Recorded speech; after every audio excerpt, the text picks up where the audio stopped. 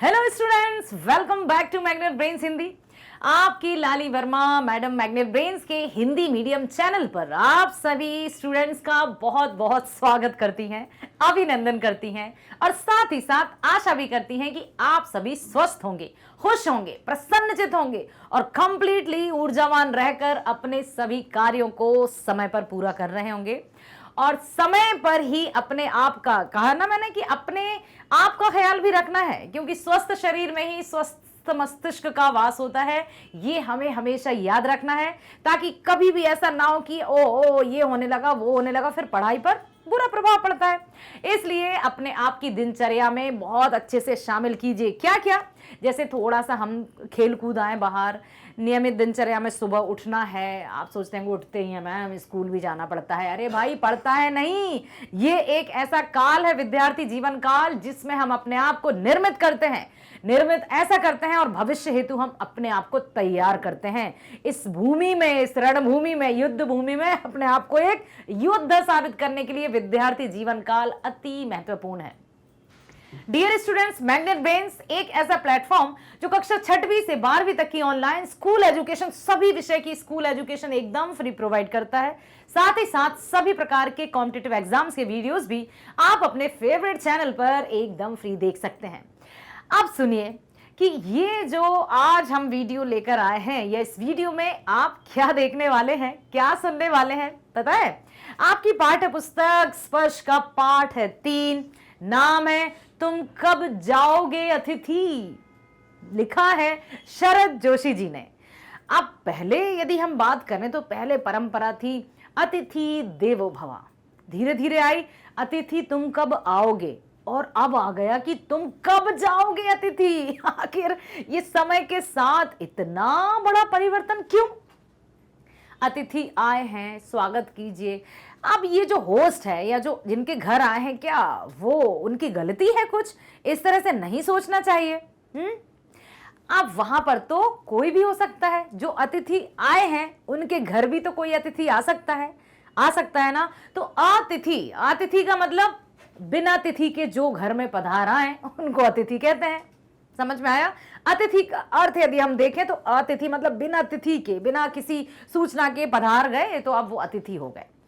अब अतिथि तो आए हैं, लेकिन अतिथि कब तक अच्छे लगते हैं? जब सिर्फ वो 1 या 2 दिन रहे।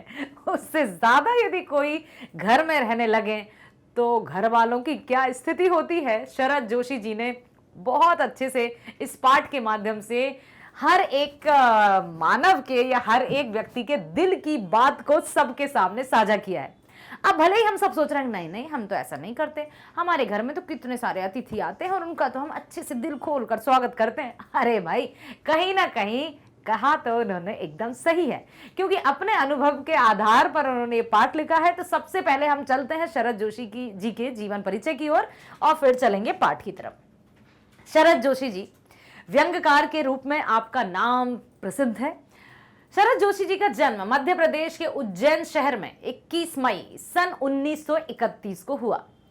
कुछ समय तक यह सरकारी नौकरी में भी रहे, फिर इन्होंने लेखन को ही आजीविका के रूप में अपना लिया। सरकारी नौकरी में रहने के बाद इन्होंने लेखन कार्य को ही चुन लिया।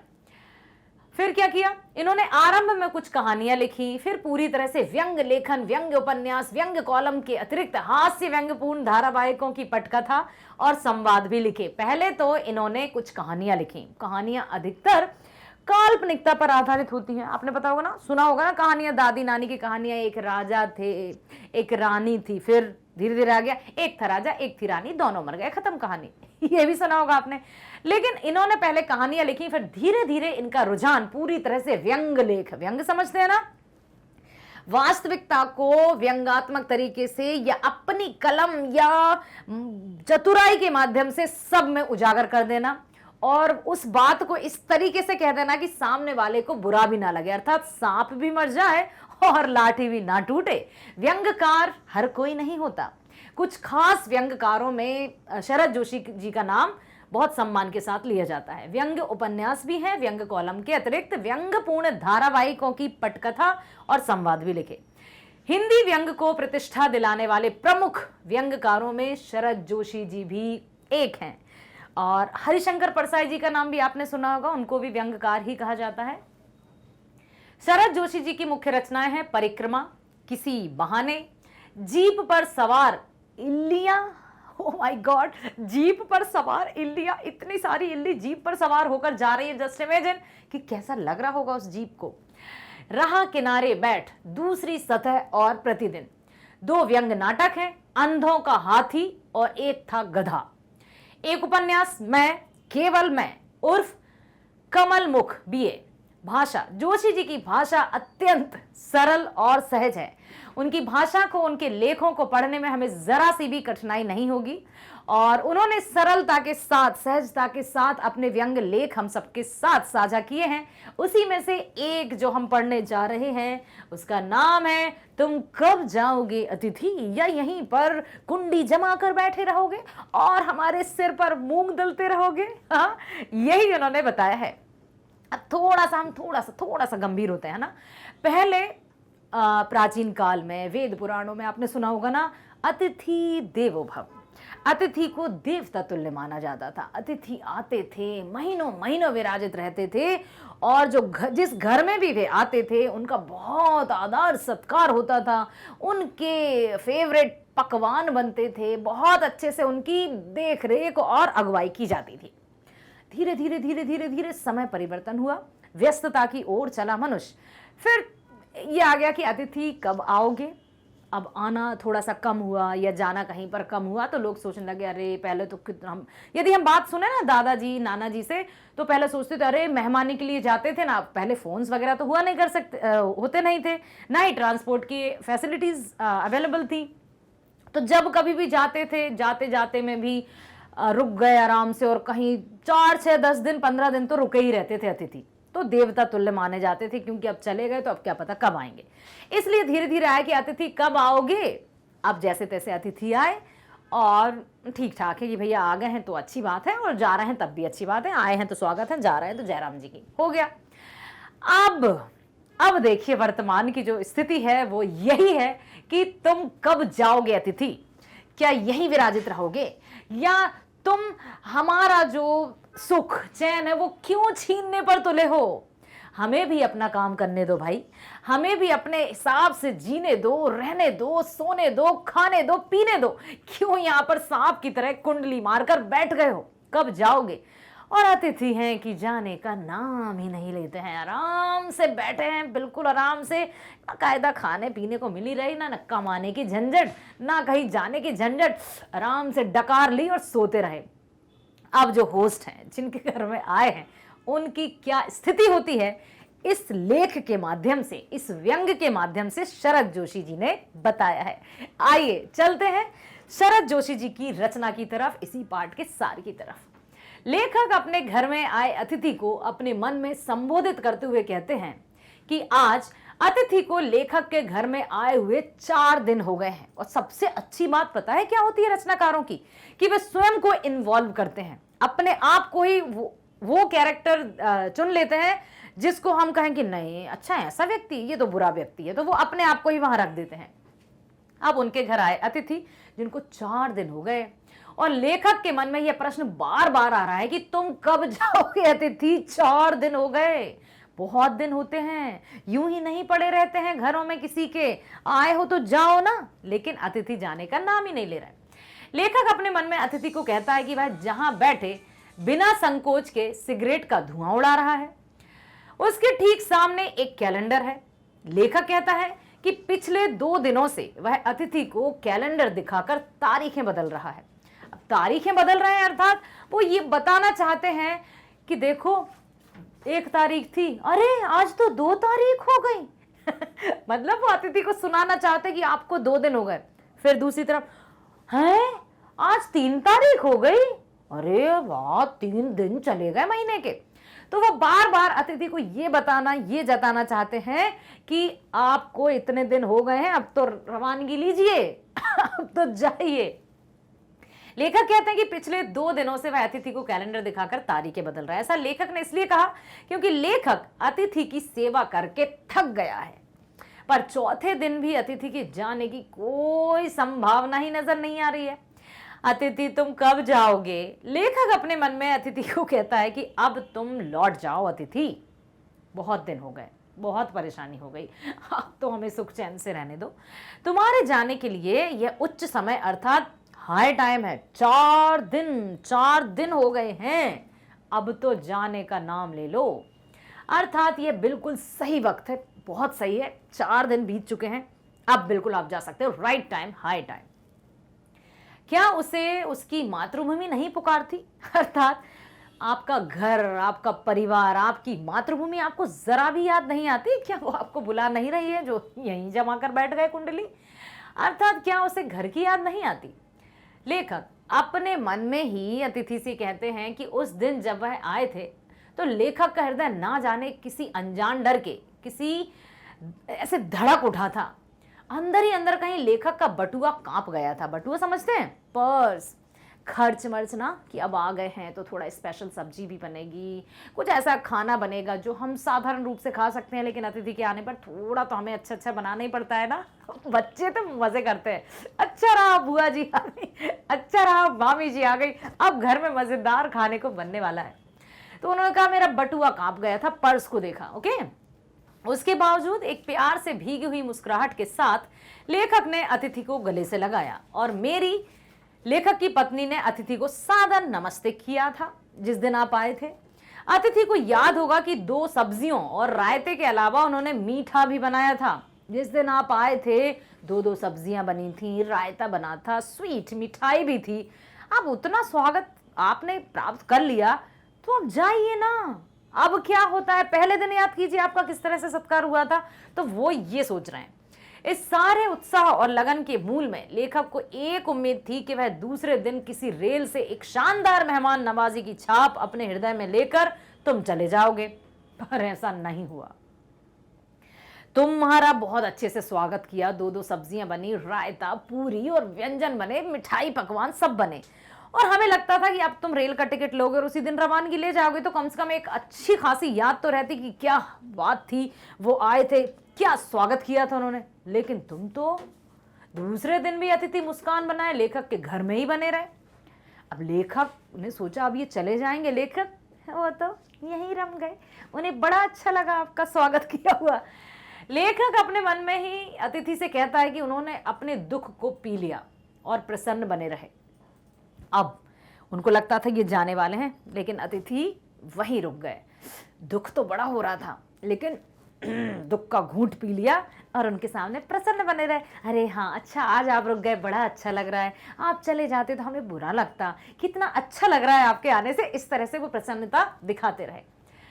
लेखक ने फिर दोपहर के भोजन को लंच की गरिमा प्रदान की और रात्रि को अतिथि को सिनेमा दिखाया। अब आराम से दूसरा दिन हुआ, लंच भी बेहतरीन बनाया, फिर रात हो गई तो सिनेमा भी दिखाया। लेखक के सत्कार का यह आखिरी छोर था। अब वो सोच चुके थे कि बस अब डिनर हो गया, कल ब्रेकफास्ट, सब कुछ हो गया, आज दूसरा भी लंच हो गया, अब मूवी वगैरह भी, सिनेमा भी दिखा दिया, अब तो इन्हें चले जाना चाहिए। अब सब कुछ कर दिया, ठीक है, जिससे आगे लेखक कभी किसी के लिए नहीं बढ़े। इसके तुरंत बाद लेखक को अनुमान था कि विदाई का वह प्रेम से ओत प्रोत भीगा हुआ क्षण आ जाना चाहिए था। अब उनको लग रहा था कि अब ये चले जाएंगे, अब ये नहीं रुकेंगे, तो अब मन में सुकून था कि अब तो ये जाएंगे। जब अतिथि विदा होता और लेखक उसे स्टेशन तक छोड़ने जाता, पर अतिथि ने ऐसा नहीं किया, वे लेखक के घर पर ही रहे। लो, दूसरे दिन भी यहीं रुके रहे। लेखक अपने मन में ही अतिथि से कहता है कि तीसरे दिन की सुबह अतिथि ने लेखक से कहा कि वह धोबी को कपड़े देना चाहता है। अतिथि बोले मेरे कपड़े वपड़े गंदे हो गए हैं, धोबी को दे दीजिए। तो अब पता है लेखक क्या कहते हैं, क्यों कहते हैं, सुनना आप। लेखक अतिथि से कहता है कपड़ों को किसी लॉन्ड्री में दे देते हैं ना। क्या मतलब धोबी को? अब आप मुझे बताइए कि जब वो धोबी को देने के तैयार था अतिथि, उन्होंने कहा कि धोबी को कपड़े दे देते हैं, लेखक ने तुरंत कहा नहीं नहीं नहीं, लॉन्ड्री में दे देते हैं ना। क्यों बताइए, क्यों? इतना स्वागत हो रहा है तो अतिथि जाने का मन करेगा, या लेखक के लॉन्ड्री में कपड़े देने के पीछे कोई कारण था? जल्दी बताइए। हाँ, उन्होंने सोचा ऐसा ना हो धोबी 1-2 दिन और रोके रहे, लॉन्ड्री में देंगे तुरंत तुरंत वापस कर देगा और ये रवानगी ले लेंगे। यही सोचकर उन्होंने कहा। इससे वे जल्दी धुल जाएंगे। लेखक के मन में एक विश्वास पल रहा था कि शायद अतिथि को अब जल्दी जाना है, इसलिए वो कपड़े वपड़े धुलवा रहे हैं। उनके मन में एक सुकून आ गया कि चलो अब तो अतिथि जाने वाले हैं। लॉन्ड्री पर दिए गए कपड़े धुलकर आ गए और अतिथि अब भी लेखक के घर पर ही था। लेखक अपने मन ही अतिथि से कहते हैं कि उसके भारी भरकम शरीर से सलवटें पड़ी हुई चादर बदली जा चुकी है। अब देखिए, लेखक अपने मन ही मन अतिथि से कहते हैं कि उसके भारी भरकम शरीर से सलवटें पड़ी हुई चादर बदली जा चुकी है, परंतु अभी भी अतिथि यही है। कब जाओगे अतिथि, तुम कब जाओगे? अतिथि को देखकर फूट पड़ने वाली मुस्कुराहट धीरे धीरे फीके पड़कर अब कहीं गायब हो गई।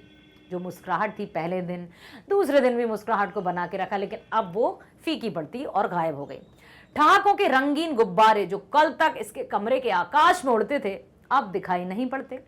परिवार, बच्चे, नौकरी, फिल्म, राजनीति, रिश्तेदारी, तबादले, पुराने दोस्त, परिवार, नियोजन, महंगाई, साहित्य और यहां तक कि आंख मार मार कर लेखक और अतिथि ने पुरानी प्रेमिकाओं का भी जिक्र कर लिया।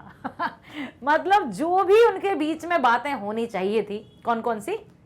बच्चों की, पढ़ाई की, नौकरी की, रिश्तेदारी की, इधर उधर की, बदली की, ट्रांसफर की, दोस्तों की, सबकी आंख मार मार कर पुरानी अपनी प्रेमिकाओं का भी जिक्र कर लिया। अब तो सारी बातें हो चुकी और अब एक चुप्पी है। अब तो कोई बात ही नहीं बची। हृदय की सरलता अब धीरे धीरे बोरियत में बदल गई है, पर अतिथि जा ही नहीं रहा। अब क्या करें भाई, कैसे उन्हें भेजा जाए, क्या करें? सारी बातें हो गई, सारी गॉसिपिंग हो गई, मौज मस्ती, सारी पास्ट, सारी बीती हुई, सब कुछ हो गया और अब सिर्फ चुप्पी छा गई। लेकिन अतिथि हैं कि जाने का नाम ही नहीं ले रहे। लेखक के मन में बार बार यह प्रश्न उठ रहा है कि तुम कब जाओगे अतिथि? कल लेखक की पत्नी ने धीरे से लेखक से पूछा था, कब तक टिकेंगे ये? कब जाएंगे ये? कब तक रुकने वाले हैं? लेखक ने कंधे उचकाकर कहा कि अब वह क्या कह सकता है, ऐसे क्या पता कब जाएंगे। लेखक की पत्नी ने अब गुस्से से कहा कि अब वह खिचड़ी बनाएगी क्योंकि वह खाने में हल्की रहेगी। लेखक ने भी हाँ कह दिया। लेखक ने कहा हाँ ठीक है, जो तुम्हें बनाना हो बनाना, अब बहुत दिन हो गए, जैसा बनाना हो बना। लेखक अपने मन ही कहता है कि अतिथि के सत्कार करने की उसकी क्षमता अब समाप्त हो रही थी। डिनर से चले थे खिचड़ी पर डिनर से चले थे खिचड़ी पर आ गए, लेकिन अतिथि जा ही नहीं रहे। अब भी अगर अतिथि नहीं जाता तो हमें, लेखक और उसकी पत्नी को उपवास तक जाना होगा। अब वे सोच रहे थे कि यदि अतिथि खिचड़ी खाकर भी नहीं गए तो अब दूसरे दिन बस उपवास रखेंगे, हम सब कुछ नहीं बनाएंगे। लेखक चाहते हैं कि अतिथि अब चले जाएं। लेखक अपने मन ही मन कहते हैं कि लेखक जानता है कि अतिथि को लेखक के घर में अच्छा लग रहा है, दूसरों के यहाँ अच्छा ही लगता है। अब ये क्यों लिखा है कि दूसरों के यहाँ तो अच्छा ही लगता है? क्योंकि क्या अपने घर में अच्छा नहीं लगता? अच्छा ओके। अगर बस चलता तो सभी लोग दूसरों के यहाँ रहते, पर ऐसा नहीं हो सकता। लेखक अपने मन ही मन अतिथि से कहता है कि अपने खर्राटों से एक और रात गुंजित करने के बाद कल जो किरण अतिथि के बिस्तर पर आएगी, वह अतिथि के लेखक के घर में आगमन के बाद 5वें सूर्य की परिचित किरण होगी। मतलब 4 दिन बीत गए, अब 5वां दिन। बहुत बोरियत फील होने लगी है। पत्नी भी गुस्से में आ गई हैं। डिनर चला था 56 भोग से और आ गए हैं खिचड़ी पर और कहा कि यदि अब रुके तो उपवास तक भी पहुंच सकता है। लेखक अतिथि से उम्मीद करता है कि सूर्य की किरणें जब चूमेंगी और अतिथि घर लौटने का सम्मान पूर्वक निर्णय ले लेगा। लेखक जानता है कि अतिथि देवता होता है, पर आखिर लेखक भी मनुष्य ही है। लेखक कोई अतिथि की तरह देवता तो है नहीं। लेखक कहता है कि एक देवता और एक मनुष्य अधिक देर तक साथ नहीं रहते। देवता दर्शन देकर लौट जाता है। लेखक अतिथि को लौट जाने के लिए कहता है और कहता है कि इसी में अतिथि का देवत्व सुरक्षित रहेगा। लेखक अंत में दुखी होकर अतिथि से कहता है, उफ, तुम कब जाओगे अतिथि? अब बहुत हो चुका, अब कुछ नहीं कर सकते। लेकिन फिर भी अतिथि हैं कि जाने का नाम ही नहीं ले रहे हैं। मेरे प्यारे विद्यार्थियों, ऐसे अतिथि कभी हम और तुम ना बने तो बेहतर होगा। जहां कहीं जाएं, अपने मान सम्मान, अपनी गरिमा को हमेशा बना के रखें। कहीं भी जाते हैं, कोई रोकता है ना, अरे मत जाइए ना, बहुत अच्छा लग रहा है, इसका मतलब ये नहीं कि हम रुक ही जाएं।